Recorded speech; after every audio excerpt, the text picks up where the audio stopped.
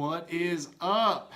Timothy Wenger here from The Man Effect, welcoming you to live interview number 12. Oh my god. I think I'm crazy. Anyway, this week I'm so excited to bring on my friend Nick Halmasy. Here we go.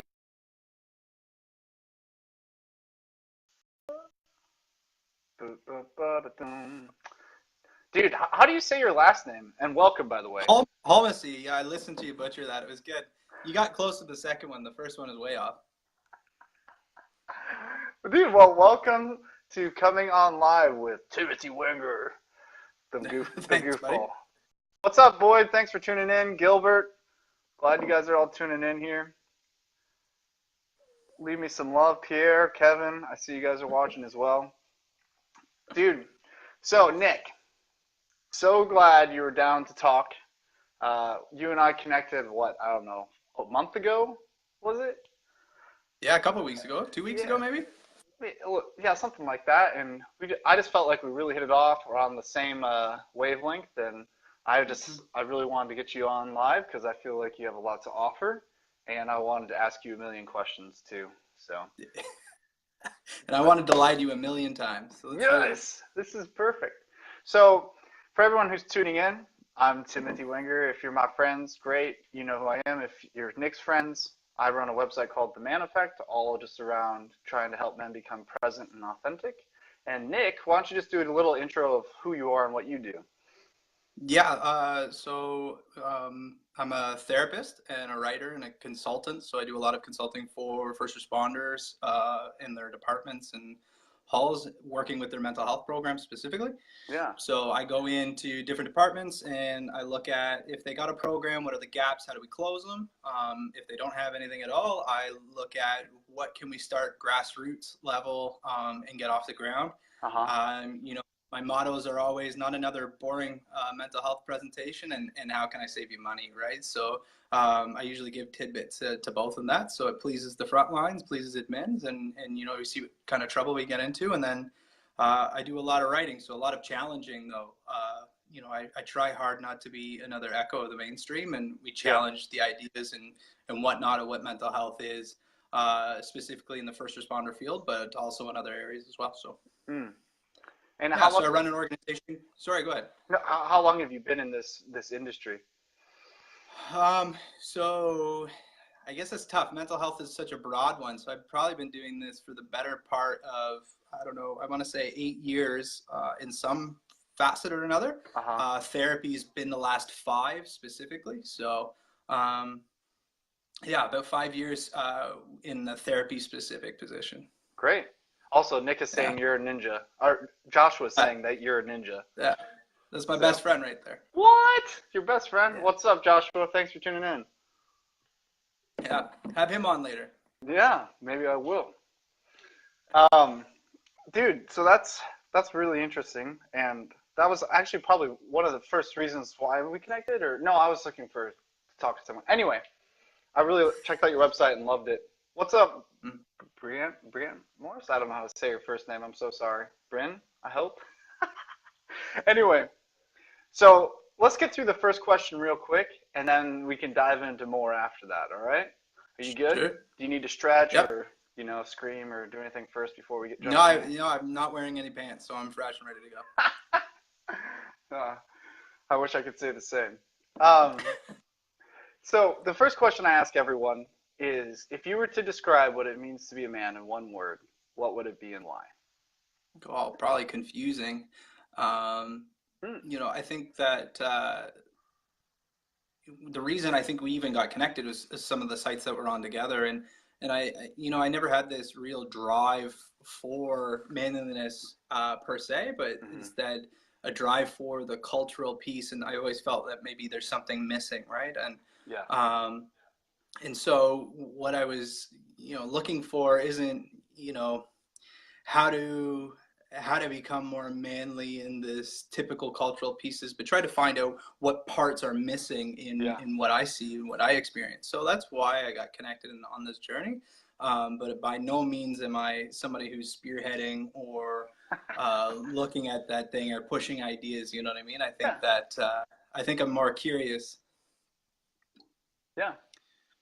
Dude, that's good. Also, Pierre just saying he chose the word caring. Hey, Pierre, if you type up why you chose that, I'd love to know. So you say it's confusing. Could you just kind of explain that just a little bit more and unpack that? Yeah, I mean, I think it's pretty easy. Even just trying to define it becomes difficult, and you can go to 4 or 5 different sites and get 4 or 5 different answers. And I think that culturally we're being told one thing right now. Historically, we were told another. And the pendulum likes to swing, and I think we can fall somewhere in the middle of it. But I think that's why it's confusing to me. Is what pieces are we denying by, I don't know, some of the newer ideas around what it means to have masculinity versus, what's true and what we need to keep, Yeah, absolutely. I love it. When you chose that, I was like, man, I love that word. Just because it's so interesting how different everyone's experience is with masculinity, and that in itself is so fascinating to me. And so in some ways, I felt like confusing was a beautiful way to encapsulate a lot of people's encounters, because you have like this, I think they call it hegemonic masculinity, which is very like traditional, like stereotypical a type male. And then there's all this other side of men too, which was, I felt like what we connected more on was the emotional side, the emotional intelligence and all of that. And so you have these the scary shit. Yeah, the real shit. So just wanted to give a shout out to everyone tuning in. Paul, thanks for commenting. We really appreciate that. Ryan, thanks for tuning in. And anyone else tuning in, leave us a comment. Let us know you're watching. So this is what I was really curious to hear some more stories of your encounters with very strong male types in the first responding arena. What is your like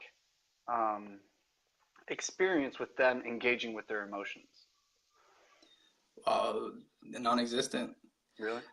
I think that we all know a few people that we've connected with, if you're in the service long enough, that you can look up to. I might even call them like an emotional mentor in some regards, who will at least, what I think is, show true courage and tell you exactly how they're feeling in real raw terms, and not in that stereotypical way too, right? But just being honest with the fact that, call made me feel helpless or hopeless, or I felt useless, or anything other than frustrated or mad, right? I mean, in the fire culture, which is my background, we have what we call grit or salty firefighters. And, it's a great question I always ask when I'm doing presentations is, what does that mean? Because it's counter to what's going to be helpful to you in the emotional aspects and the psychological aspects, right? We think of, and I think we're misguided on this. I don't know a lot about it. Maybe you know more and correct me if I'm wrong, but we tend to attribute kind of that cold, do the job, get in, get out, A equals B, whatever, to the stoicism movement. And I don't know if we've got that completely right. I think that there's more to them than we're giving them. But, that's also another, I think that's become a word to mask salty or grit. Right now we're just stoics. And I think if anybody spends any time kind of reading the stoicism, you start to realize that we're missing the main tenet by saying that they were, lack of feeling, or just kind of take everything on the chin and roll with the punches. And it was more than that. So I think our encounters with them, I mean, it draws that type of person as well. It does, yeah. And culturally, we drive that type. I mean, this is the interesting thing from the inside, is that culturally we create these, we create these spheres of not being able to talk about it. And not being able to express emotion or feeling in a real or true way, and that's hurting us. I mean, I think that's clear to see. Absolutely. So when I counter a strong type, it is often the case that those same strong types find a way into my chair eventually, right? And I have either conversations with them in one regard or another, or I have correspondence with them or something. They end up getting involved, right? And it's interesting but it's also, if you ask the right questions when you're there, you break the wall pretty fast. I mean, I think that comes with a little bit of trust. I think I'm in a special position in that regard, but Yeah. you know, it's interesting how also that seems to be what finds their way to me. So I think that we find somewhere down the road that hard style type of, you know, strong, if we want to call it that type, breaks down eventually, right? We might call it, Absolutely. you know, psychobabble for maladaptive approaches to trying to deal with our emotions. Yeah. And how long do you think is a healthy amount for these guys to not be engaged with their emotions? Well, I mean, it depends, right? It really depends. There's plenty of people that make it their whole career. I mean, that's the big thing that we're not saying. There's plenty of people that make it through their whole career. But like I said, I don't know if you're drinking yourself to sleep every night to get through the day. I mean, you might be able to function. The problem is how are things around you, right? If you're going through multiple divorces, if you're using a lot of substances just to get to sleep, if you're living at the job, you know what I mean? Like if you're just there constantly because you're constantly avoiding alone time and downtime, eventually it'll catch up with you in one way or another. I mean, the research is quite clear on this too. And it's terrifying. I mean, even if you don't make it to see me, the research is showing that not addressing any of those issues, those emotional issues, we're coming up with more cancers. We're diagnosing fibro with it now, so people are being diagnosed with fibromyalgia. We have different other things. So as I say, emotions will make you listen. It's just, you know, how do you want to? You want to do it now when it's, you know, kind of sucks and it's hard, or do you want to do it later with actual physical reactions, right? Yeah, yeah. I like to call it the beer tax. And what I mean by that is your job might be really lucrative or the thing you want, but how much is it actually costing you? Like, how much are you spending to cope with that which you have? Exactly. So I find that's very interesting that you're taking that angle. Yeah. But I also think like in a larger cultural role too, because, and I might be alone in this thought, but before doing what I did, I worked a lot with addictions and specifically with opiates and that's an epidemic right now. And it's all over the place. And one of the things that we know about when you take an opiate is if you break your leg, you get a Percocet and your leg starts to feel better when you take it. But then when you have a shit day, you go home and you take that same Percocet as prescribed, as you're supposed to, you realize that all of a sudden you're starting to have a better day too, and you recognize that connection.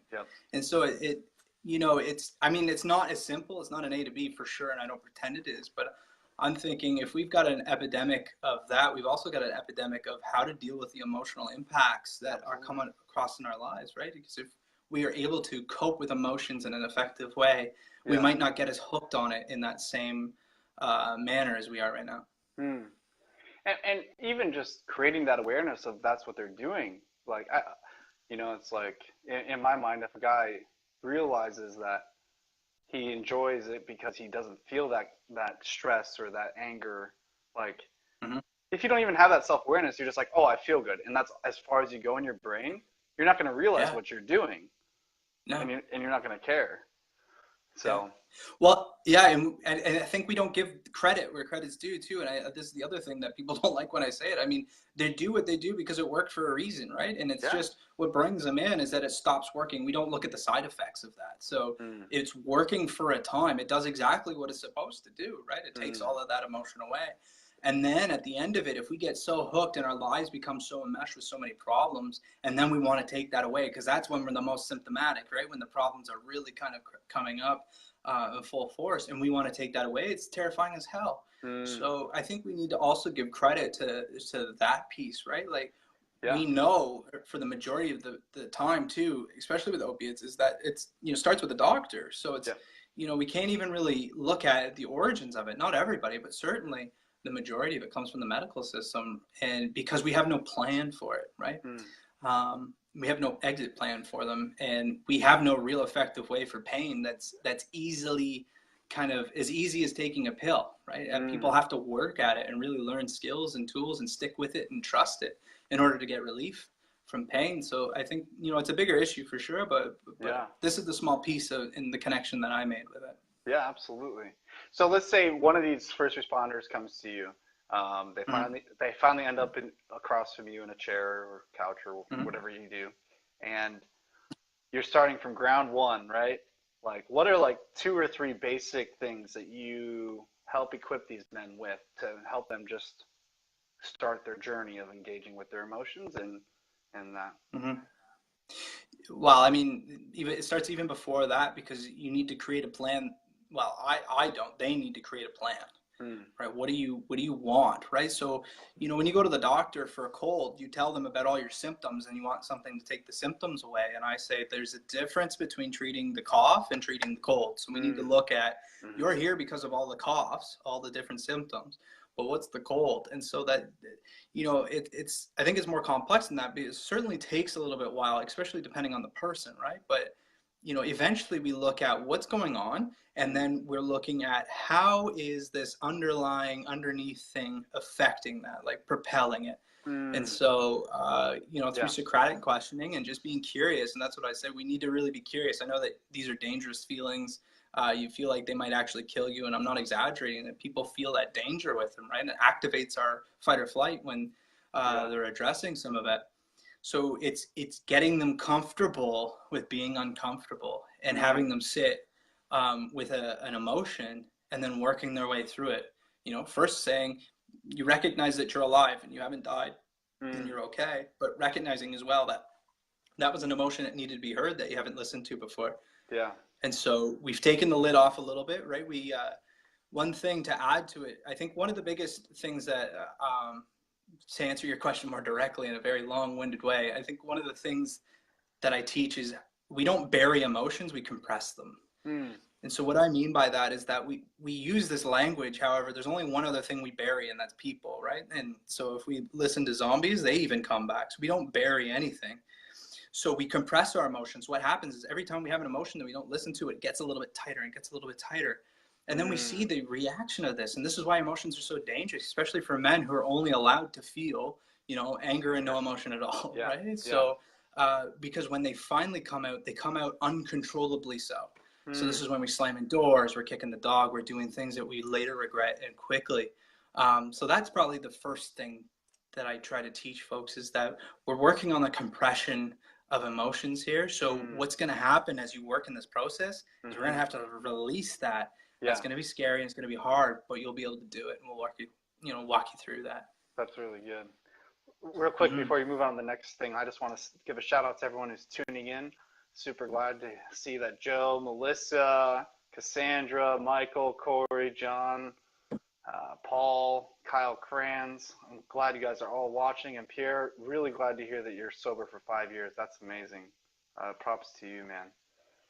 So you, just to kind of encapsulate, the first thing you do is try to educate the person that they've been compressing their emotion. It's not that they don't have them. They've just been shoving them in a tank for the last 20 years. And the second they start to let off, that shit's going to happen. So then what's the next step that you usually go to? Like, because obviously humans are extremely diverse, and there's so many scenarios, but like in general, like what would be kind of the next step? Yeah, ignoring that there's no therapy cookbook, right? There's no recipe. No. Right? I think the next thing is just that. So there's one thing between trying to explain that you compress these emotions and that's what's causing the problem. There's another thing about believing it, because if you, like you said, have been doing it for 20 years, you're going to tell me that you don't feel anything, and that's going to be true. So, I explain it like this. So you're a gardener in the garden. It's your first day. What happens, right? You get blisters on your hands from using the tools. But what happens if you keep doing that, right? You get a callus, and that's what you're experiencing. You're just experiencing a callus against, your intuition, your gut reactions, your emotional experiences, until they get to that boiling point when they're strong enough to still be felt, right? So it's teaching that you have them. And then it's working, and this can be in any number of different ways, but it's working at trying to find just even one, right? Even if we can find something you're angry about, because anger is the doorway into most of other things, then we can work our way in, right? You kind of dig down. So I think the next step is really looking at core beliefs. And so digging down into what's propelling that belief that you have. Because we'll say a statement like, just really quick, we'll say a statement like, I don't want to go to this party because I won't have anything to say, right? And then we can dig down into all of that to find out that you're actually worried that you're boring, and that if you're boring, you're not going to be invited to other parties, and you'll lose all your friends, and you'll be alone forever. And then that alone forever, that's the core belief, right? It's you're worried that you're alone forever, and it's such it seems like such a far stretch, but these core beliefs work on all of us, and we all have shitty ones, but we also have really good ones that keep us going, right? And I think just being real with them and helping them recognize that you've got this kind of engine underneath powering these thoughts and beliefs, anxieties, etc. And if we can uncover it, then you can start to combat it and push back against it. Man, so you build a realization of the tank they're shoving it in. You tell them, watch out, and you help them build a concept of the fact that this is reality. Like, this is what you have been doing in the realm of neglect. Dang. Yeah. That's and it's safe. It's a safety factor, right? Like what we forget is that our brains are programmed to protect us, and so that's all it's doing. Our brains are smart, but they're stupid. They're really stupid. And so what happens is if I have one thing that happens to me, so I get in the car accident, right? So I get in the car accident, I can quickly, and I see it all the time, now make every car dangerous because I have to be, right? Because my brain's like, oh, we got to protect you. And so it's I described it like this to a client the other day, and I said, you're sitting at the open door with a shotgun waiting for the next thing to come. Yeah. And it's like, we can't shut the door and we don't know when it's coming, but what we can do is train you to be prepared for when it shows up so that you're not always on watch. Yeah. Right. And that's what we're trying to work towards, because I'm not going to make your anxieties go away. That's impossible. And I wouldn't want to. You need them.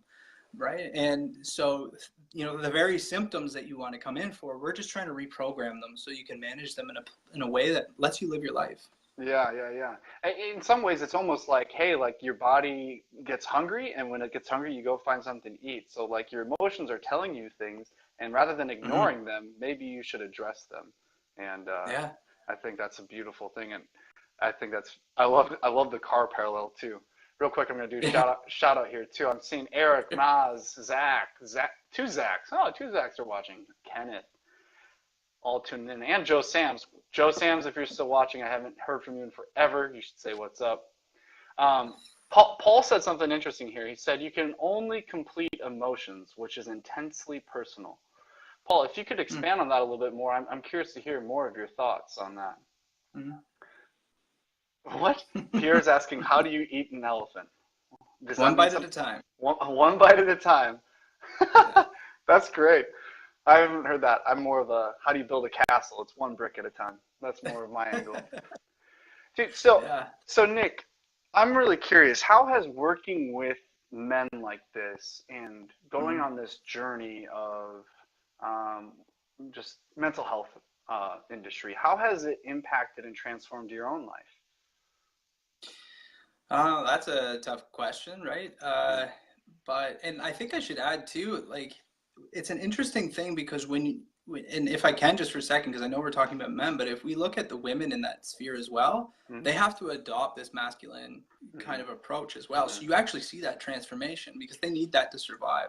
That's unfortunate because I think they have things to give in their own right. And I think we're seeing a shift in that. But just to add to that, even when I'm working with the female population, right, we see the same tendencies because they need it, because it's culturally based.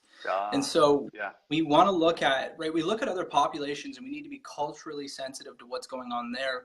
But when we address first responders, the tendency is just to throw them in with the rest of everybody else. And that's the wrong approach because we have a culture based in this. And within the first responder culture, we have 3 different bubbles, right? Who only really, cohabitate right in the middle. So when we have a call, for instance, that comes out, then we might see 3 of them and we start to maybe, chat then, but they're different people in their own rights and they're different spheres and cultures in their own right. So that's important too. I think it's humbling, because I think part of what allows you to have a long career, and I think I'm lucky because I think that when I started my training for all of this, I was still in the service. So I was learning, what to do, what am I looking for, what's going on. at the same time as working in the field. So I think I was lucky, and not many people have that, right? So I think it's changed my role into learning the difference between a cultural icon like the salty firefighter versus what's going to be healthy for us. So I think that's the biggest thing that I've learned, is really the importance of it. It's not this really annoying, nagging thing. It happens at the most inopportune time, but it's a constant feedback of your outside world. Yeah. And if we're not in tune to that, we're blind. We're just surviving. Yeah. So, and this idea that I want to wrap into this, right, is this idea, and it's just shift, right? There's a reason I say mental wellness versus just mental health too, is because I believe firmly, and it's not just my idea, and this certainly isn't my idea, but there's this idea out there that mental health is on a continuum. So we look at mental languishing, so torturing, suffering, all of that on one end, to mental flourishing. And in there is all of us. So which means no matter what, we can go in for a tune-up and still be better than we were the day before, still work on that self-actualization and realization. Yeah. That's good. I'm going to jump back in here to the comments. Michael Fuller is saying that he's a prior LEO. And he's saying you're dead on. And then Paul followed up with stating that emotions are massive and your relationship with them is geared to you. Emotions incomplete, trauma, anger, loss, loneliness, cannot be dismissed or compressed out of existence. That's very true. I think the only thing I would add to that too is the fact that underneath each of those is more emotions, right? They're not emotions in their own right. So trauma, certainly that you're going to get the rainbow of emotions because you have so much wrapped up into it. Anger is our doorway, we know, for the majority of the time, especially, I mean, and this is maybe surprising to some people, but depression, for instance, in men is expressed as anger. And so if you have somebody who in your life who you call as an angry person, we got to recognize that that might be symptomatic of something that they're struggling with and might not even know about it, right? It's not that typical rainy day, I'm sipping my tea and really depressed look that the commercials would like to show us. Sometimes it's volatility and anger and scary, right? And so, and in anger is the doorway. I said there's very rarely times where we need to actually be angry. So that anger is an emotion in its own right, but generally speaking, it becomes our place card for all of the other things that we don't want to feel or deal with. Yeah.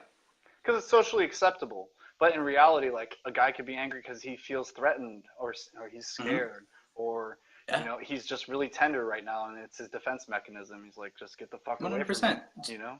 Like, the tough sell is to demonstrate to them how that's avoidance. Yeah. Right. And so then they get mad at me because I'm asking you to put your defenses down, right? Like, I get that you're angry about all of these things, but it's not actually going to help you to continue being that way. Yeah. You know? And so you got to look at, for emotions too, they're complex because we got to look at what comes first, right? When you got to look, you know, what comes first. So if you're driving in your car and someone cuts you off, you're going to tell me you got mad, you got angry. Yeah. And you probably did, but in reality, if we really dig into it, I'm going to almost guarantee you got scared first, right? That fear happened because you're driving a 3,000-pound missile, they're driving a 3,000-pound missile, and we almost collided. So there's a bit of fear, but we can't deal with fear. That's an uncomfortable one. So we switch to anger. But then I follow up by whose day's ruined, yours or the person that cut you off, right? So I can guarantee that they're not angry, right? They probably didn't even know they did it. Yeah. Or maybe they're in a hurry, just like the last time you cut somebody off. You know what I mean? Maybe you're a dick and you meant to do it, but most of the time you didn't mean to do it. It was an accident. So then you look at what was first and then work your way back. And this is, again, some of the work that I do with folks is like, that was first. You felt that most pronounced. So work our way back. Yeah. The getting cut off by a car is a great example of exposing how in control of your emotions you actually are. And I mean, I'm the first to admit that if you cut me off, I create very vivid saw-like ways to end you, right? But and that's just showing that I still have this human behavior. I'm still human, right? But I know, right? I know at the end of the day, it's like, okay, I gotta check myself because obviously I'm going down an unhealthy road, right? I'm piling my problems. Yeah. Absolutely. So a lot of these guys that you work with, I'm just gonna keep kind of going down that road just because I find it fascinating, and a lot of people idolize first responders just in general. how do you help them or set them up for success in their environment, right? So it's one thing to get them in a room one-on-one and say and help them through exercises, but how do you help them long term in the sense of like they're going to go back and be around their 5 guys that they've been through thick and thin with, and they're going to get shit for engaging with their emotions, let's just say, right? So how do you help them navigate that? Yeah, I mean, the return to work is hopefully, right? I mean, the majority, well, not the majority, I shouldn't say that. What's yelling loudest right now is those who are being diagnosed with post-traumatic stress disorder and not returning to work, right? Post-traumatic stress disorder is the worst case scenario. That's the worst thing that we can get. And I think that we can stop it beforehand. That's a different conversation. But I guess to answer your question is like, if I can help you manage your emotions, if you can get to a place where you are able to manage those, and you can connect with an emotional mentor or somebody else who will be a confederate for you. So I say, you know, and this is something I tell people in my presentations, if we wait for organizational change, we're going to be waiting forever. So why don't we start grassroots, find one other person that you can be honest with and they'll be honest with you, and say, listen, when we go do our round table, so fire specific again, but when we go do our round table, I really need to get off my chest that, you know, that call really rocked me. And they're going to go, I'll say that too. Even if they don't believe it. And that's the important piece, because we know from the research by Escher, for instance, that if we have group mentality or herd mentality, if you're alone amongst a group of people, you're going to say exactly what they say, right? Yeah. If you YouTube, I think it's Escher, if you YouTube his stuff, he's got really boring videos that are super fascinating, right? There's like 5 guys in a row in a classroom. There's different squiggly lines. And they're saying which one's straight, and everybody's answering B, which is like up and down, but there's only one real dude in there who's looking around going, what the hell are you talking about? But still answers B like the rest of them. But we found out if you've got a confederate, if you got somebody you can rely on and, you know, push back on, and they can push back on you, then you're going to go and say that. They'll say that too. And I bet you that other people will say it around the table. And that's the power of like that group mentality. What we got to do is be careful who speaks first. And this is the tricky part, and not always can we navigate it, because typically we have an officer in charge leading these things. But I say, so when I'm talking to administration, that's when you guys have to start off with that, right? When you guys say, that call was a bit tough, like that really made me feel X. Even if you don't believe it, you're starting the conversation and making it culturally okay because you're a superior. Right. And so, I mean, I don't know if that really answers your question too much. I think it's a difficult piece, but if we can get them to a place, the individual to a place where they can manage those pieces on their own, then when they go back, they're guarded and they grow and they're stronger and more resilient against that negativity or negative outlook, I guess, more so. Yeah. The only downside is it probably will become more apparent and more annoying, right? So that's why it's really important to have that emotional mentor. Yeah. Or confederate, right? Like they don't always have to teach you what it's about, but somebody who's got your back. Yeah.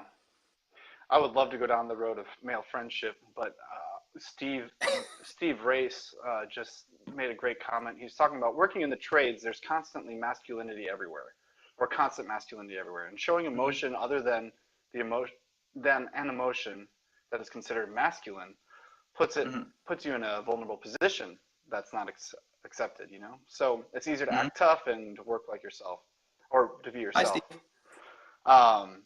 Well, Steve, for me, I was an electrician for 5.5 years. So I've had quite a few interesting experiences myself, wondering how to navigate my own emotions on the field. I remember one time I was in the driveway we had just parked the van. I was so annoyed with my guys. I had just tried to motivate them so bad. I just broke down crying in front of them. I was like, what can I do to actually get you to give me 100%? Because I feel like I'm doing your job and my job, and there's nothing I can do. Like, this is too much for me. And so I remember that as like a very like powerful moment, and yet still it didn't really change much. But I was like, I'm running the fucking job site, and I don't even know what to do because I can't get my guys to work. And I'm like, I mean, they were working, but it was like, I needed so much more done. So what would you say to someone who's in that type of environment as well? And what's up, Tim Achenbaugh? I haven't seen you in forever. I would say that that speaks to exactly what we're talking about. I don't think that there's much differences between what we could call a culturally male-dominated work, right? The vocations that are male-dominated, which is first responders, which is the trades.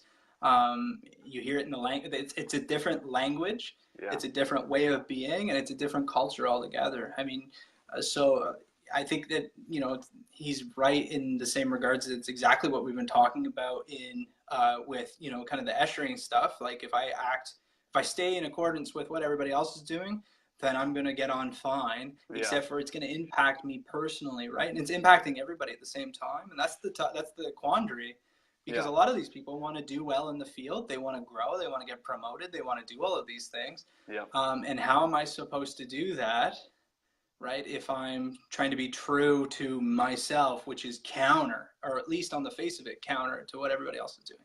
Yeah. What's up, Timothy? I miss man. Dude, yeah, that's really good. I think there's also, like, even though you might not be able to display your emotions or necessarily engage on those type of job sites, I think there are definite skills you can learn from emotional intelligence to help you. And so, like, I have a really awesome polarization of that. So I was on this one job site I was running, and I was correcting one of my guys because the lights were like fucking zigzag and they were supposed to be straight. And so I pulled him aside and was like, hey, like, these need to be straight. And he was mad because he thought I was micromanaging him and all this stuff. And then all of a sudden, in the middle of our conversation, you can hear the carpenters upstairs saying, I'm going to fucking kill you, motherfucker.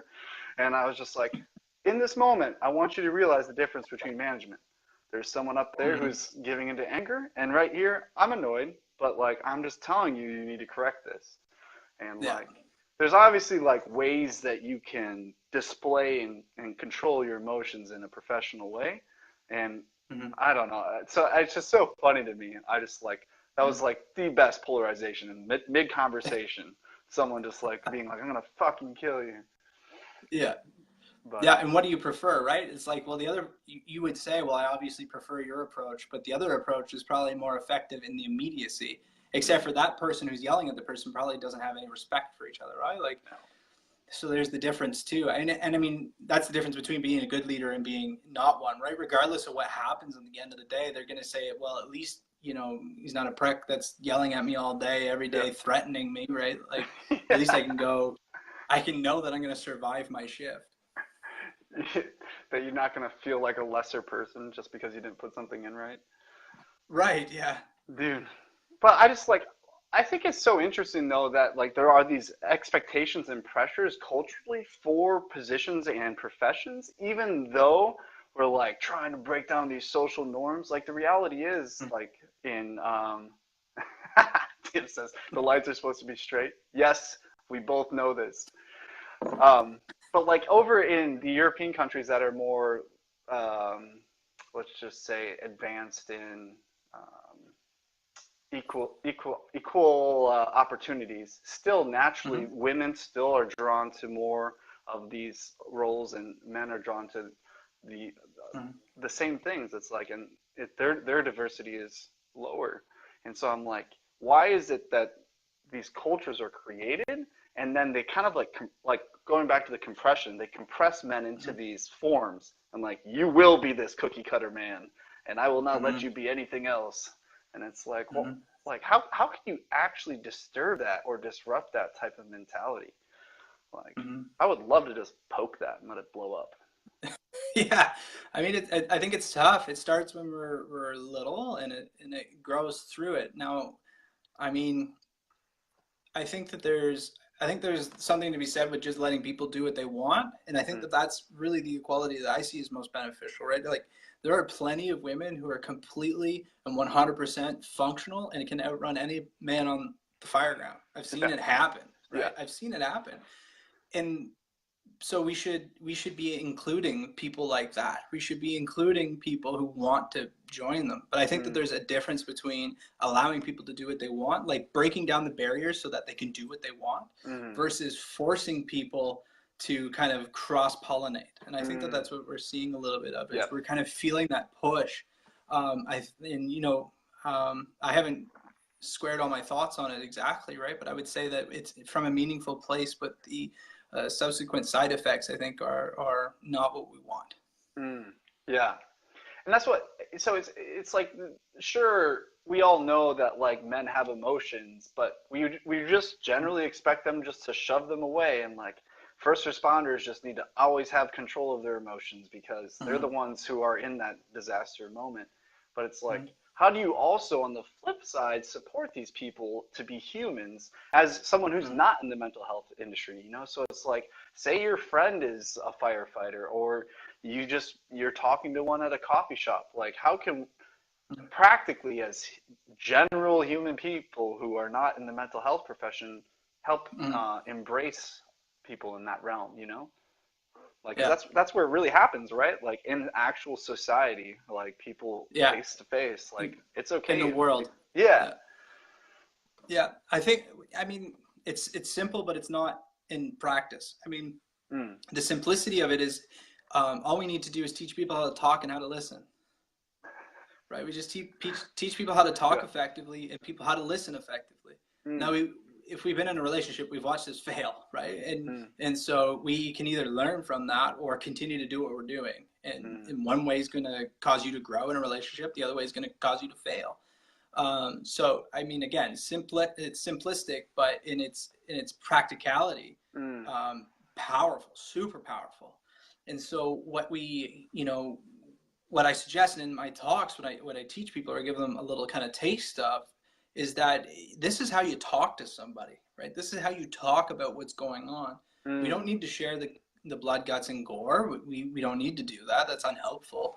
But we do need to capture those kind of deeper emotions and just say that to somebody. Like, and if you can't do it at the hall, and going back to your question, like if you can't do that at the hall or at the station or whatever, do that at home. Yeah. Right? Like if your hall's not changing fast enough, your house can. You have control over that, right? And you've got a partner who should at least want that for you, because if they don't, then we need to reassess what we're doing. But they want you to be well and cared for, and they're worried about you anyway. So wouldn't it be better if we were clear with them about what's going on? And so that applies to first responders, but that applies to every single person.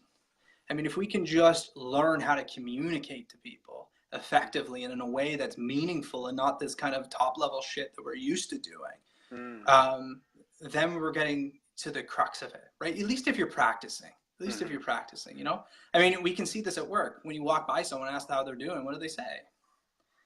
Hey, how are you doing? Yeah, I'm good. I'm fine. How are you? Right. That's that top level shit that we need to break down, right? And so honestly, this happens in session all the time. And I'm like, why are you starting with, obviously you're just causing me to have to work harder, but like, how was your week really? Right? Give me the highlights. What was it really like for you? Yeah. Right. And so I let them for a time get away with what I call the rainbow colors, right? You're allowed to say sad, mad, glad, happy for a while.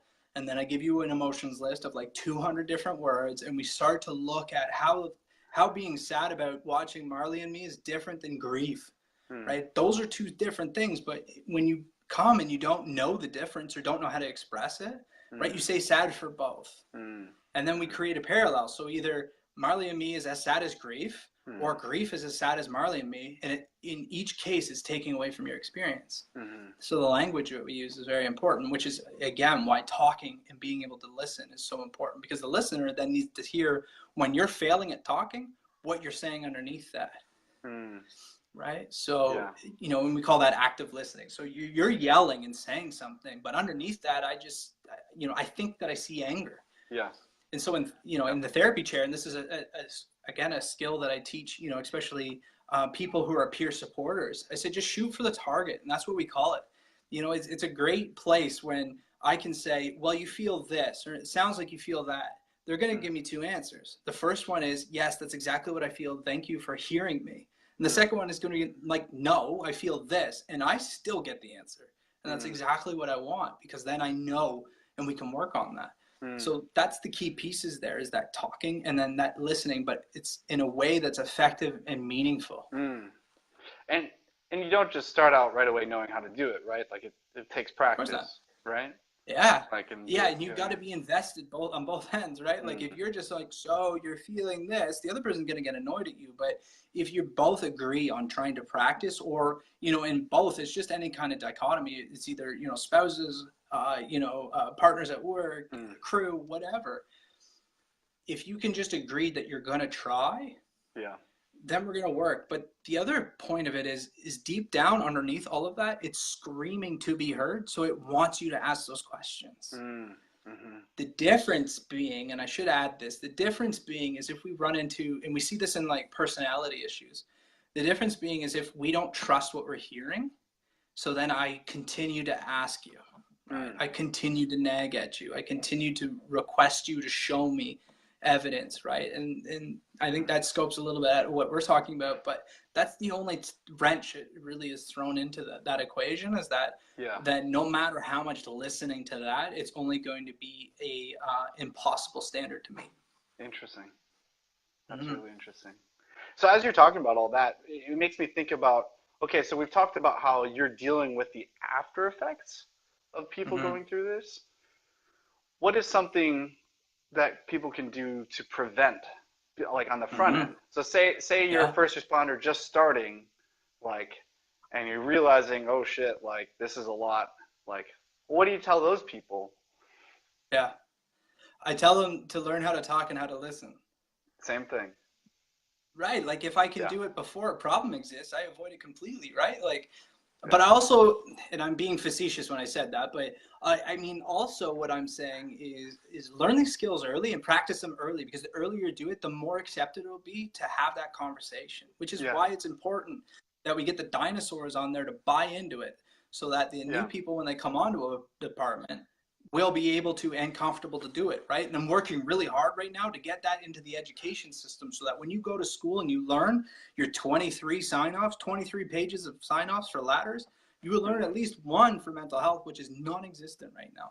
And so, it's not there, right? And so I think it's trying to change culture in that regard. Yeah. But the other aspect too is getting it right. And this is really big for me. And this is why people get upset sometimes with when I talk to them, is because we're not giving credit to where credit's due. And what I mean by that is, right now in Canada especially, but certainly elsewhere, we're unimodal in our approach. We're only caring right now for PTSD, which is for obvious reasons. It's the worst case scenario. It is the most damaging, and it is what we're reacting to currently, because we have nothing in place leading up to that.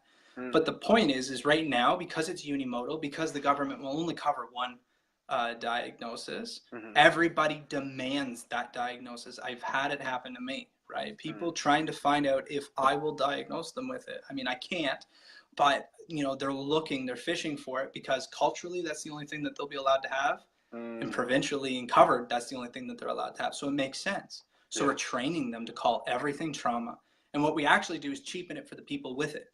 Yeah. Right. And so, and this is the counterintuitive piece, right? I get a lot of blast back from folks struggling with it. And I said, but I think you're missing, or maybe I'm not writing or saying it in a way that's coming across, because what I'm saying is it cheapens your experience, because you with actual PTSD that's been diagnosed and you're living that hell is getting somebody with depression or anxiety diagnosed with PTSD, which is wrong.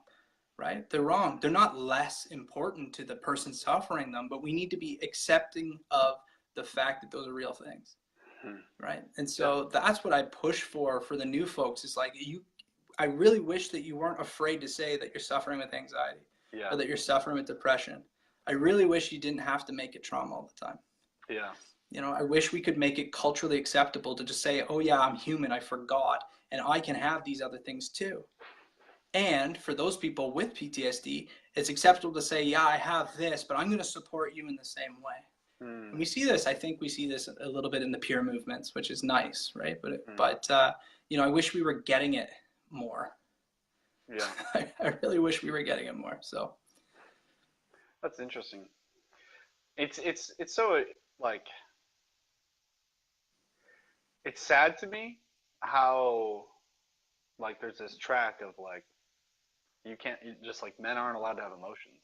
And I'm just like, it's so fascinating to me, the impact it has. And it's like, and it's so cyclical too. So your firefighter, he has PTSD and he has 3 kids and he has no idea how to engage with his emotions. So then he just neglects his family emotionally, and the cycle just gets worse and worse and worse. And it's just Totally. like so fascinating to me. Pierre Yeah. and Paul, thanks for tuning in. You guys have a good day. But yeah, so I just like in my mind, I'm like, it's kind of like my like thing that people don't like is, you know, the Me Too movement. Sure, whatever, it is what it is. In my mind, I'm like, what set these men up into that place and expectation where they're making those acts? It's, I mean, a lot of them are emotionally detached or don't have emotions because they're just so shut down, you know, like whatever you want to say. Like there's something that led them to that threshold, and now you're just looking at the product of that, and so that's just something I'm always thinking about. I'm like, how can I tangibly actually impact this? So, but Yeah. I don't know. Yeah, I don't know if I have much to add, because I think that, what you're saying makes sense. And I would just kind of echo that sentiment that we need to work on becoming emotional mentors for the young folks, right? And looking at, well, not just young people, I mean, but if we can get them, then if we can teach them how to do that then effectively, then we look at ways that we're mitigating this confusing, bunch of nasty emotions that come out in ways that are dangerous. They're dangerous to everybody. I mean, they're dangerous to society, right? Yeah. So how do we figure a way to actually support people before it gets to that point? Yeah. And let me ask you this: if you have an emotion other than anger, does it mean you will actually physically manifest it? No. So, I mean, this is really interesting, because I mean, just this week I've had two people completely sobbing and have no clue. Right. So it's opposite. It's opposing to what you're saying, but, no clue what they're feeling.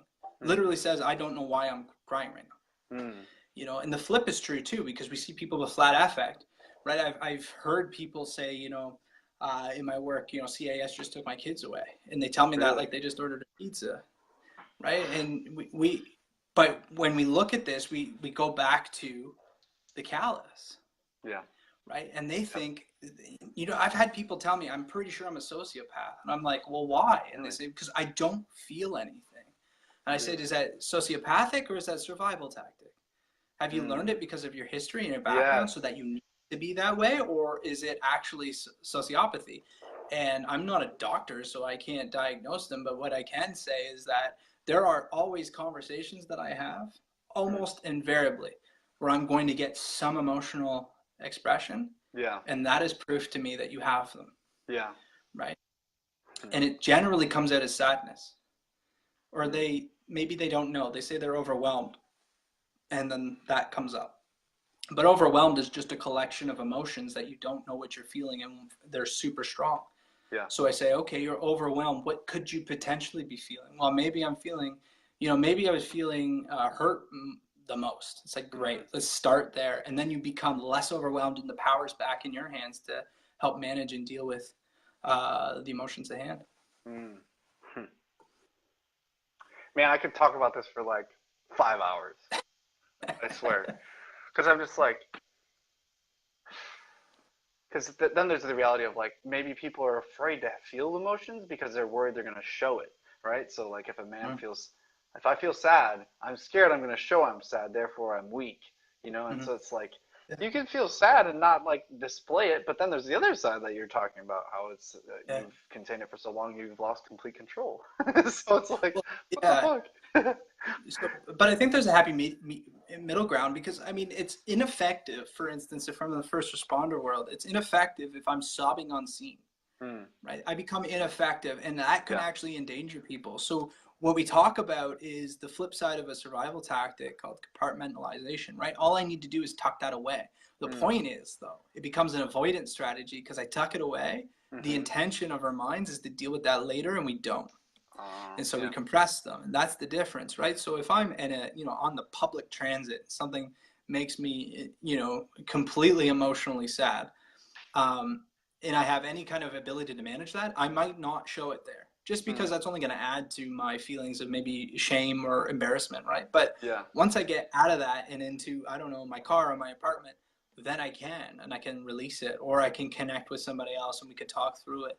So I think that there is appropriate times and non-appropriate times for sure. But the point is that when it's not appropriate, we compartmentalize it. We are avoiding that behavior if we don't return to it. Yeah. That's interesting. We procrastinate with our emotions.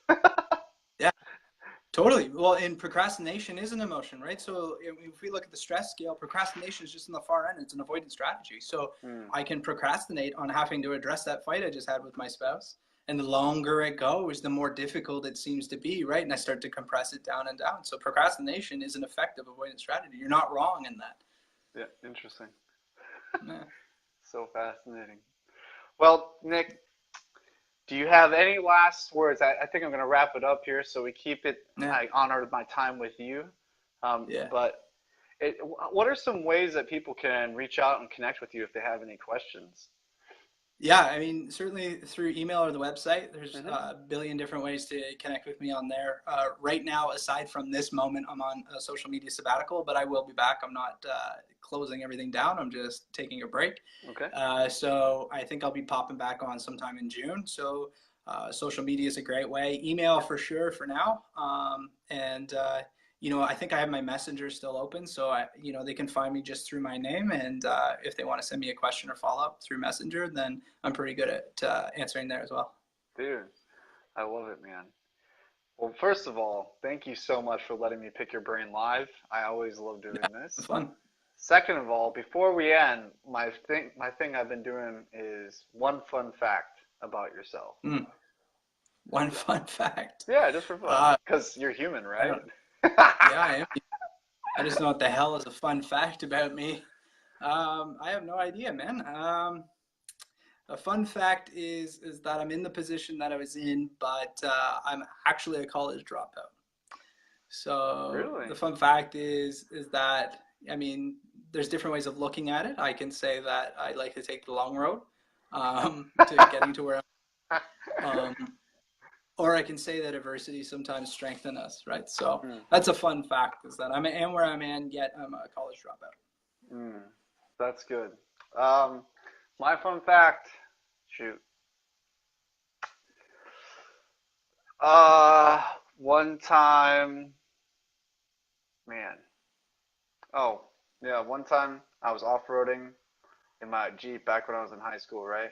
And I had the car full of people, and I was like, I'm going to drive off this thing and go through this ditch. And I pulled off and just fucking high-centered it. We were there for like forever until this farmer came by and had pity on me and pulled my Jeep off the high center. There's my fun fact for the day. Man. Anyway, dude, Nick, I really, really appreciate you taking time. I think maybe I'll come up with another idea and we might do a more specific breakdown of what people can do to engage with their emotions or something later on. But thank you so much. And thank you everyone for watching. And if you have any questions, please feel free to comment and I will try to get back to you. So I'll talk to you soon, Nick, all right? Take care, buddy. Peace.